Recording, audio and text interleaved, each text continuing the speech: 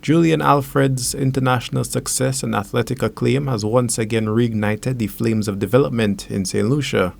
As the island gains visibility and recognition in the realm of sports, the Minister for Tourism, Ernest Hilaire, has outlined the long-standing objective of increasing the incorporation of sports tourism into the island's tourism offerings.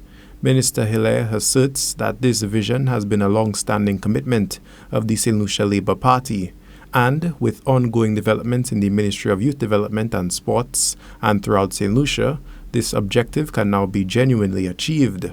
Well, a few years ago, under previous Labour Party government, we had placed sports tourism, right at the forefront. In fact, some of you who are old enough may remember Ernest Hilaire actually served as a sports consultant at the tourist board then, and we did quite a lot. I recall those days I was permanent secretary for youth and sports then, and we did a lot, especially attracting schools cricket out of the UK during Easter break, as well as during the summer. It was well established. We hosted a number of OECS events, and of course with Ernest Hilaire, a lot was done to promote OECS, marathon, OECS swimming, netball, quite a lot. We are building for us to set up again a very, very active, sports tourism calendar. The Ministry of Tourism has done a lot in promoting alternative sports, and that is super exciting for us. Minister Hilaire highlighted previous challenges that existed when attempting to invest in the opportunity that is sports tourism.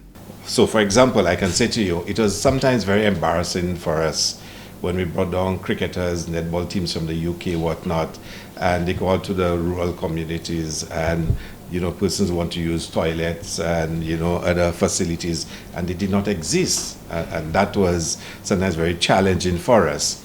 Over the last few years, many of the facilities around the island have been upgraded. You look at in Dennery North, you have a very Dennery North, Larry Shaw's playing field can host first-class cricket. That's how good it is in terms of size, facilities, and lights.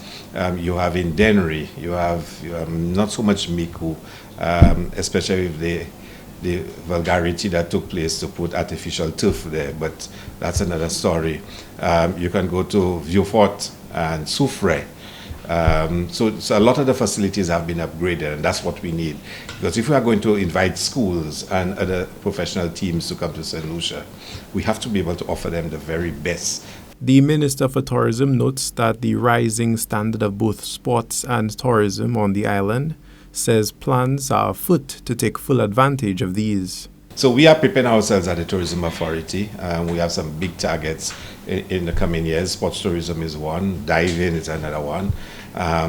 But you will see a greater effort being made to promote. I think in this summer we have quite a lot of sports that will be taking place. We have World Cup Cricket, CPL, we have the English Tour hopefully coming on. We have swimming coming on. And we are looking at a couple of other areas. Recently for independence, we had the drag racing, and drag racing, as you know, is big in this part of the region.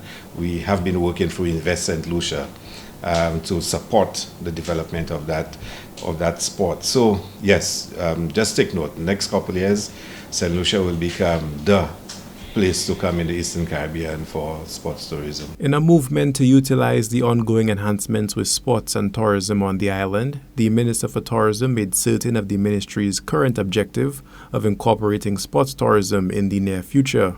For Choice News Now, this is Obi Offa reporting.